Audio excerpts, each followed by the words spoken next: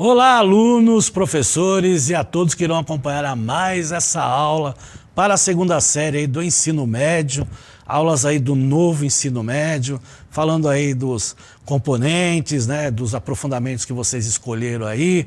Pode colocar na tela aí, Jojo, para mostrar aí para os nossos queridos alunos e professores e a todos que irão aí acompanhar essa aula. Nós vamos falar aí sobre minerais e minérios do solo. Já estamos aí na atividade 3, né, começando aí o desenvolvimento, que é o desenvolvimento 1, aula 2, né, porque nós tivemos aí a introdução na aula anterior, né. Meu nome é Antônio Russo Júnior, sou o professor aí do Centro de Mídias aí de vocês. O aprofundamento que nós estamos destacando aí é a cultura do solo, do campo à cidade, unidade curricular 1, o indivíduo e o ambiente, componente curricular 3, das rochas ao solo, entenda essa transformação. Então vamos aí dar uma sequência, né, todo esse trabalho aí que começamos, né, eu gosto sempre de lembrar, né, o início aí desse componente aí, que faz parte do aprofundamento da cultura do solo e do campo à cidade, né? E desse componente das rochas ao solo, entenda essa transformação, né? Na realidade, nós já começamos bem antes aí das rochas, né? Com a introdução aí da tabela do tempo geológico, né? E dando um aprofundamento, dando uma sequência aí, mostrando todo aquele processo endógeno, né, que o planeta tem aí de vulcanismo, tectonismo, né? As placas tectônicas influenciando aí na nossa superfície, né, os vulcões entrando em erupção, todo esse processo a gente viu aí nas atividades anteriores, né? Vimos aí já a sequência aí dos minerais, vamos ver depois as sequências do solo. Então é muito interessante aí esse componente, né, que é o componente 3, né, que faz parte aí do aprofundamento da cultura do solo, do campo à cidade, né? E aí nós vamos lá agora, né, da sequência atividade 3, que especificamente vai falar aí sobre minerais e minérios do solo. Vamos lá para a próxima tela, que a gente vai ver aí habilidades, né, que são habilidades dos eixos estruturantes, né, faz parte aí o eixo estruturante investigação científica, e aí nós temos aí 6 habilidades aí de ciências humanas, sociais aplicadas dentro aí deste componente. Daí faz parte aí das atividades. As habilidades são 01, 02, 03, 04, 05 e 06. Né? E eu sempre lembro para vocês que vocês podem acessar aí o mapa, né, que é o material de apoio pedagógico aí dos aprofundamentos, na qual você pode acessar esse aprofundamento da cultura do solo do campo à cidade, e no mapa dele vai estar a descrição dessas habilidades, certo, galera? Vamos lá para a próxima tela, que nós vamos ter aí habilidades do currículo paulista. Então nós temos lá minerais e minérios do solo, né? A habilidade do currículo paulista é as habilidades de ciências humanas sociais aplicadas 103, 306. O objetivo é entender o processo de formação dos solos e os elementos que os formam, entender a formação dos minerais e minérios do solo. Então, essa questão aí da formação do solo, né, é extremamente importante, porque, como eu falei para vocês aí anteriormente, né, nós estamos vendo, né, desde o processo do interior do planeta, né? Então, veja o quanto é importante, né, para quem está na área, né, para quem se interessa em entrar nessa área aí de geologia, né, ou geomorfologia, processos, né, que nós estamos aí de formação do planeta, o quanto é importante a gente pesquisar essa relação dos processos internos, né, porque eles têm uma grande importância para os processos internos, principalmente quando a gente começa a estudar as rochas, os minérios, os minerais, né? Da onde que vem isso aí? Como vem? Como é que eles são produzidos internamente no planeta? Então é sempre importante a gente estar repetindo isso, né? Porque não é o acaso, né? Então é uma questão científica e é um processo que leva aí milhares ou até milhões de anos. Então sempre é importante, e eu sempre gosto de estar retratando sobre esse processo, tá certo? Bom, vamos lá, composição das rochas. Pode colocar aí na tela. Rocha é uma associação natural de minerais, geralmente aí 2 ou mais, em proporções definidas e que ocorrem em uma extensão considerável. O granito, por exemplo, é formado por quartzo, feldespato e, muito frequentemente, também mica. Algumas rochas são constituídas por um único mineral, mas são consideradas rocha e não mineral, porque ocorrem em grandes volumes, formando, por exemplo, um morro inteiro ou camadas que podem se estender por dezenas de quilômetros. Essas rochas são chamadas de monominerálicas. São exemplos aí o calcário, formado aí de calcita, e quartzito, formato aí de quartzo. Então são várias as relações aí quando a gente fala dessa composição das rochas, né? Nós vamos depois, nas próximas aulas, a gente vai ver aí os processos aí de formação das rochas, mas agora nós vamos ver algumas rochas e algumas características delas, né? Como foi dado aí no exemplo dos textos, né? Porque as rochas, elas têm características próprias, mas depende de como foi, né, formado, né? Então ela tem a questão da sua textura, também tem essa questão da sua composição, da sua cor, né? Mais ou menos o que a gente vê também na questão do solo. Então é importante também retratar isso aí para os alunos. E ela ela pode ser constituída aí de minerais, né? Pode ter um único mineral, como pode ter vários minerais. Então vai depender muito, né? E saber, né, a diferença aí de mineral e minério, né, como a gente já vem discutindo aí em aulas anteriores. Então, eu sempre falo que é importante a gente estar explicando detalhes, principalmente quando a gente está falando de uma matéria, né, de um conteúdo, né, na qual nós falamos assim de rochas, né? Ele é bem específico, né, e ele tem, né, componentes aí particulares aí e definidos aí com várias características que tem que ser bem colocado aí para os alunos. E lógico que quando a gente fala nessa questão aí do protagonismo, a gente está dando importância para certas características, até porque, né, nós estamos falando de segunda série do ensino médio e muitos alunos podem se interessar por esse tema e logicamente eles podem fazer estudos, né, e logicamente se formarem aí, né, num pedólogo, né, que trabalha aí com solos, né, com mineração, engenheiro de mineração, que também trabalha aí com esses aspectos aí que a gente está dando nesse componente aí que faz parte desse aprofundamento, tá certo? Vamos dar um exemplo aí, nós vamos dar vários exemplos aí, eu vou mostrar várias imagens e vou citando aí algumas características para vocês entenderem um pouco, né, dessas imagens aí. Então a primeira imagem que a gente vai ver aí é os picos de granito no Parque Nacional Torres del Paine, na Patagônia chilena, né? Então é do lado do Chile, tá? Então esse tipo de pico que a gente está vendo aí, como ele falou, pico de granito, né?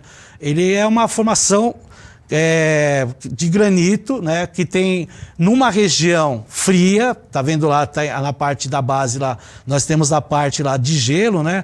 Então a gente denomina essa relação de uma formação ígnea plutônica. Quando nós falamos, pode voltar aqui, Jojo, um pouquinho aqui para mim. Quando nós falamos em relação de processo ígneo plutônico, é porque ele foi feito no exterior, ou seja, na superfície, tá certo? Então, o seu resfriamento ele foi feito na parte externa, tá certo? Então, isso é importante sempre retratar. Então, quando fala rochas plutônicas, tem essa relação aí, né, de ter sido aí formado aí acima da superfície, tá? E aí é o exemplo que a gente está dando aí. Pode colocar lá na tela de novo lá a imagem, que é uma imagem espetacular, né? Então ela tem essa característica. A textura que a gente observa aí é uma espessura intermediária, né? Porque tem algumas falésias aí, uma relação de falhas, né? Uma cor aí que a gente que tem lá um acinzentado, um amarelado, que é uma cor que a gente acha nas rochas de granito, né? Principalmente nessas rochas de granito, mas também pode encontrar vermelho, né? Um vermelho claro aí, tá? Essa região aí é uma área aí de mais ou menos aí 6.630 quilômetros quadrados, tá? Tem aí uma população nesta região aí de 740 habitantes e fica na província de Última Esperança, né? Que é uma região lá de Magalhães e Antártica chilena, né? E foi fundada em 1927. E por sinal, né? Pode voltar aqui para mim, obrigado. Ela tem essa relação aí de turismo, né? Quem não gostaria de fazer turismo na Patagônia? Então, além, né, de esquiar, né, de se divertir aí na neve, né, as pessoas podem também ver esses aspectos geológicos que a gente encontra muito, né, nessa região, que é uma região montanhosa, né, uma coisa que nós brasileiros não estamos acostumados, porque não tem regiões montanhosas aqui no Brasil, né, mas pode viajar aí para países vizinhos e ter aí essa imagem aí ao vivo bonita aí de se ver, né? Então, quando você for lá para a Patagônia, aí você pode estar vendo essa imagem aí que o Jojo colocou novamente, que é muito interessante. Ele faz parte aí de um parque, né, que é preservado aí pelo Chile, que é o Parque Nacional de Torres del Paine. É muito interessante aí, tá certo?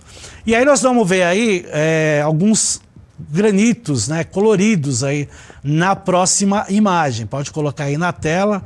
Nós temos aí o granito, né, como eu falei aí, ele é uma rocha ígnea, né, formado aí por processo extrusivo, né, porque é plutônico, né, extrusivo é do exterior, então faz parte da superfície, né, e ele tem aí um conjunto de minerais, né. Basicamente, ele é formado aí, como foi falado anteriormente, de quartzo, né, que é um mineral incolor, o feldespato, né, porque aí sim, o feldespato sim, ele é responsável pela variedade de cores, né, avermelhado, rosado, creme acinzentado, né, e a mica, né, também tem, né, faz parte aí a mica aí, que confere o brilho da rocha, né. Então, essas cores de granito elas são encontradas na natureza, né, com esses tons aí que nós estamos vendo aí na imagem, né. Além disso, né, os granitos eles podem apresentar minerais aí, né, então isso que também é interessante, como por exemplo o zircão aí, que é muito utilizado aí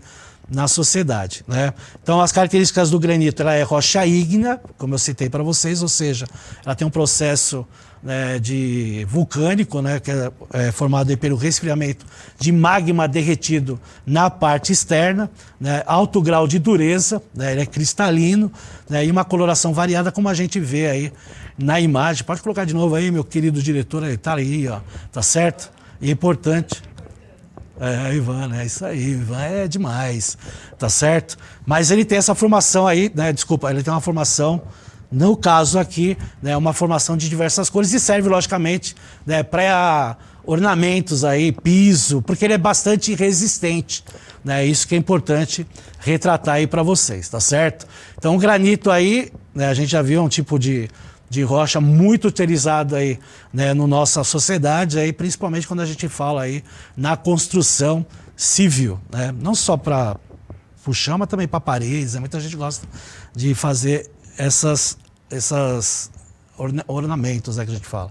Vamos lá para a próxima tela, que a gente vai ver aí uma foto de um pegamatito da província de Borborema, Seridó, que fica lá no Nordeste brasileiro.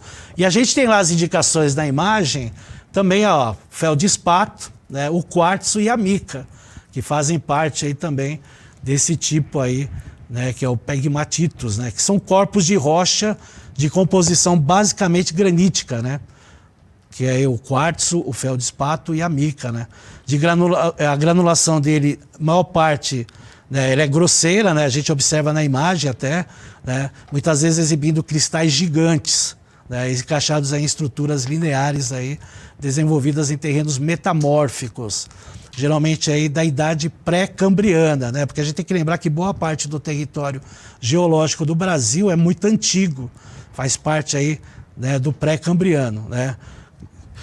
E aí nós temos aí, né, nessa imagem aí que a gente vê, né, ele tem alguns metais raros que são encontrados aí nessa região aí do Nordeste brasileiro, né? Depósitos aí de berílio, de estanho, de lítio, né? A própria mica, né, que é utilizada também aí nas indústrias, né? Gemas coradas, feldespatos, né, caulim e quartzo. Então vejam que, né, tem vários depósitos aí de minerais aí que são, né, e minérios aí que são muito importantes aí para a sociedade, é utilizado aí no nosso dia a dia. Então, sempre importante retratar isso. Então, estou dando algumas características aí de algumas rochas, né? A gente sabe que são, né, centenas aí milhares de tipos de rochas aí, mas algumas aí para vocês entenderem aí essa relação da formação das rochas. Vamos lá para a próxima tela, que está falando de minerais essenciais e acessórios. Então, os minerais presentes em uma rocha podem ser essenciais ou acessórios. Minerais essenciais são aqueles que definem a natureza da rocha. São eles que dizem que uma rocha vulcânica é um basalto e não um riolito. Minerais acessórios são aqueles que aparecem na rocha em quantidades pequenas e que não afetam sua classificação, podendo servir para definir uma variedade de rocha. Um basalto costuma ter magnetita, mas se ela não estiver presente, ele continuará sendo um basalto. Um sienito não precisa ter nefelina para ser sienito, mas se tiver, será uma variedade chamada sienito nefelínico, que é muito utilizado para cerâmica, tá? Muito utilizado aí para cerâmica, esse tipo aí, né, de características aí de minerais que a gente está observando, né? E aí nós temos aí o basalto, né, que é aí, né, diferentemente do granito, que é uma formação plutônica, né, do interior da Terra, né, na parte interior, né, o basalto já é na parte exterior, é uma parte vulcânica, né, ou a gente chama aí de afaníticas, né, e são partes aí de formação extrusivas, né. Então o granito, acho que eu até falei que era extrusiva, mas é intrusiva, ela é do interior do planeta, só para vocês entenderem aí, tá certo? E o basalto, você vê, é uma cor escura, né? Ela é uma rocha vulcânica abundante aqui na nossa superfície, né, em todo o planeta. Ela é muito utilizada em construções, pavimentações de rua e até mesmo aí para tecnologia de fibra. A China utiliza muito o basalto em tecnologia de fibra, né? A China e a Rússia também, né? Porque eles têm aí uma grande quantidade aí de basalto, tá certo? E é interessante a gente ver as características do basalto, né? Dela ter lá o escuro, mas tem lá uns pontinhos brancos, né? Por causa da cristalização das erupções vulcânicas, tá certo? E tem que lembrar, por ela ser uma rocha extrusiva, né? Que ela tá na superfície da Terra, né? O processo dela é o contrário do granito, que é intrusivo, né? Então o granito ele é intrusivo, então ele lentamente vai se formando. O basalto é extrusivo, então ele tem uma formação, né, um resfriamento mais rápido, né? Então tem essa característica aí principal aí, diferente aí entre granito e basalto. Mas ambas são utilizadas aí, né, muito utilizadas aí principalmente aí na construção civil. Vamos lá voltar de novo para a gente ver a imagem, né, apreciar a imagem para os alunos conhecerem de novo aí o basalto, né? Então ele é bastante abundante no planeta e se encaixa aí na categoria de rocha ígnea, como também, né, nós temos aí o granito que nós vimos anteriormente. Então ele é constituído através do resfriamento, em sequência a solidificação, por isso que ele tem, né, esse aspecto aí, tá? E é um magma, né? A gente tem que lembrar disso, que foi um magma também resfriado aí, e foi resfriado muito mais rapidamente do que o granito, que eu dei o exemplo anterior, porque está na superfície, então, né, o processo é muito mais rápido, certo? Vamos ver uma outra rocha aí, a magnetita, né, que é uma forma mineral preta, né, de óxido de ferro, principalmente, que cristaliza no sistema cúbico. É um óxido misto de ferro, né, que eles chamam de ferro 2 com ferro 3. Né, e é um dos principais minérios de ferro aí, utilizados aí. Apresenta brilho metálico e é um mineral fortemente magnético. Algumas variedades conhecidas como pedras-ímã são magnetos naturais que eram usados como bússolas no mundo antigo. A magnetite encontra-se disseminada em rochas eruptivas como mineral acessório. Por vezes constitui aí grandes massas originadas aí por segregação magmática. Então ela está associada principalmente aos ímãs que nós utilizamos aí no nosso dia a dia. E ele fala aqui, né, numa relação aqui que eu pesquisei aqui, né, ela é rocha rica em minerais ferromagnesianos, né, que são aí como dioritos, gabros, perioditos, entre outros, né? Então, quando eu fui pesquisar essa magnetita, tinha essas características aí que eu falei para vocês, né? Mas o forte dele aí é conhecido aí como pedras-ímã, né? Que é muito utilizado nessa relação aí na nossa sociedade, tá certo?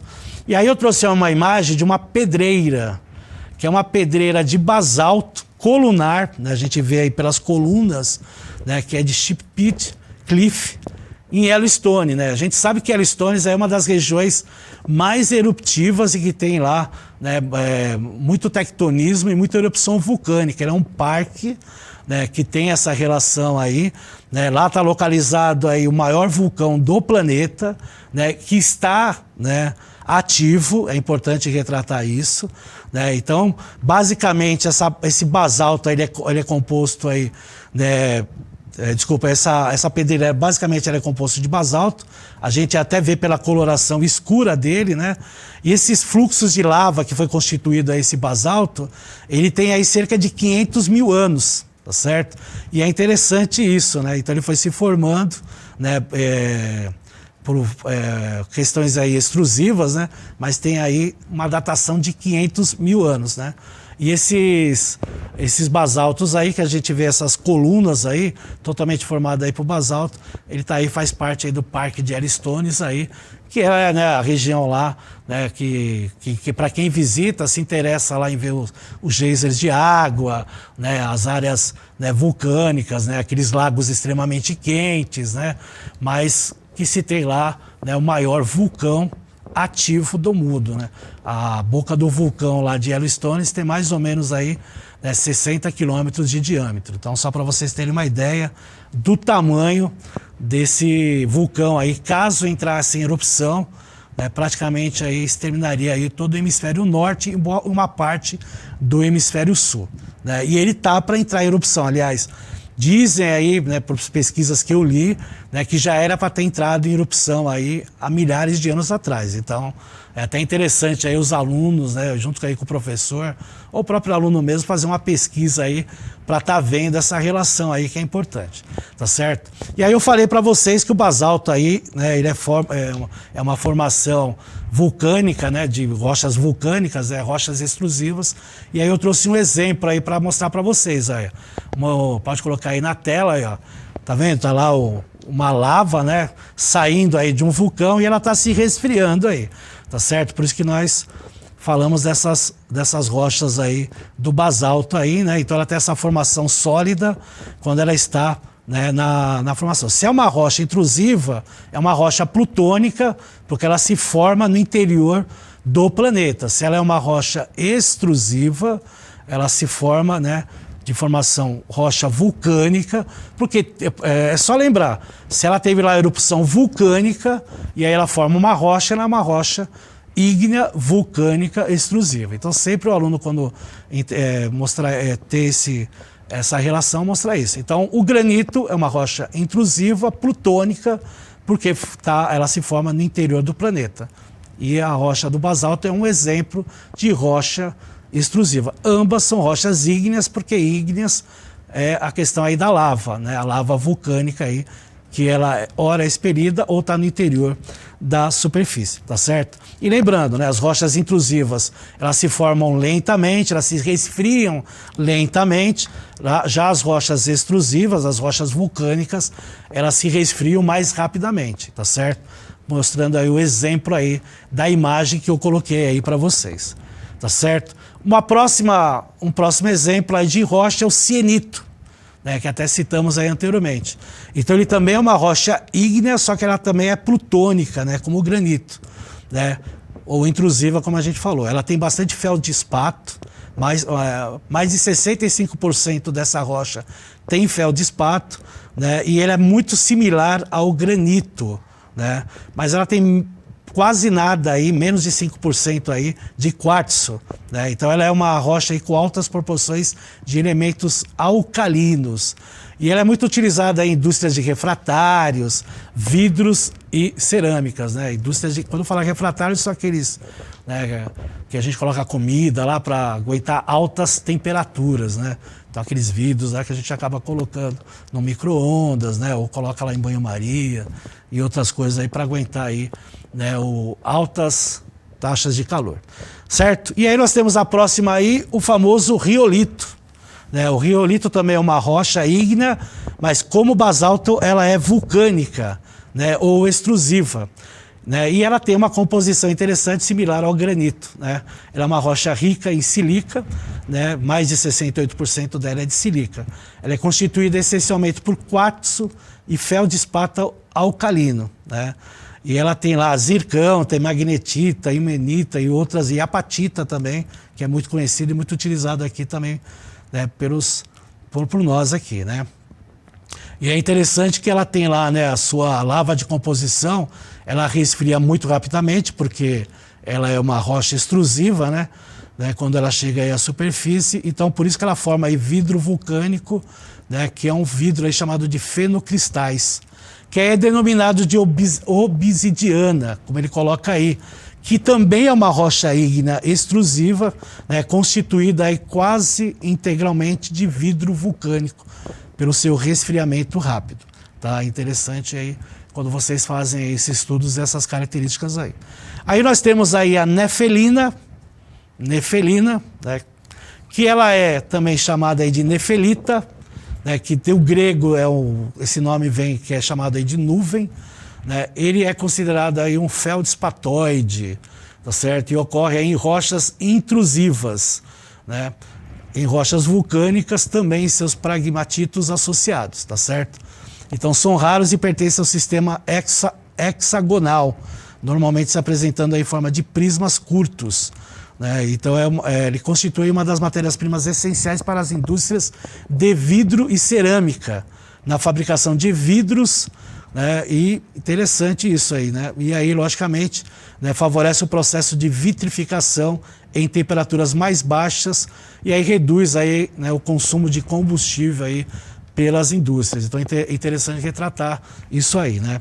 Então nós estamos vendo aí as características aí desses tipos de rochas, né? Ora são rochas vulcânicas, né, rochas extrusivas, ou rochas aí intrusivas aí, rochas plutônicas aí. Então, é importante o aluno, nessas características aí, dos exemplos que a gente deu aí do granito e do basalto, que são rochas aí que nós utilizamos frequentemente aqui na sociedade, de ter essa relação, né, e de conhecimento aí da formação dessas duas rochas, né, e logicamente das outras, mas dando mais ênfase, né, o professor, nessas duas rochas que são as bases aí do que nós utilizamos aí, principalmente no nosso dia a dia, tá certo?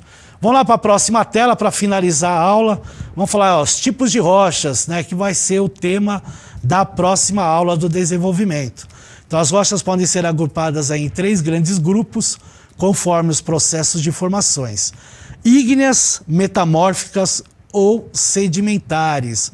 As rochas sedimentares constituem apenas 5% da crosta terrestre, os restantes 95% são de rochas ígneas ou metamórficas. Então a gente viu a importância, né, de se estudar o interior do nosso planeta, porque boa parte das rochas que nós temos na superfície, ela vem do interior do planeta, né? Ou são rochas ígneas ou são rochas metamórficas, que a gente vai explicar para vocês aí a partir da próxima aula, certo? Vamos lá para orientações para o estudante. Vocês podem assistir aí um vídeo que vai explicar melhor aí para vocês sobre minerais constituintes das rochas. Tá aí o link aí para vocês acessarem aí, disponíveis. E aí vocês vão lá, como são formados os minerais, vocês podem responder, como são classificados os minerais e como é feita a classificação dos minerais. E aí você pode elaborar um mapa mental e apresentá-lo para a turma, tá certo? Então, na orientação para o estudante, você tem aí 3 perguntas para responder e um vídeo aí para assistir, né? E aí aproveitem a aula e também para vocês estarem respondendo a essas perguntas. Certo, galerinha? É isso aí, pessoal. Não esqueçam de avaliar a nossa aula, né? Tá lá o QR Code para vocês e também tá o link, tá certo? E aí vocês, né, na próxima semana aí, né, nas próximas aulas, a gente vai estar dando essa formação aí de minerais e minérios, tá certo? Foi um prazer imenso estar aqui com vocês. Até a próxima.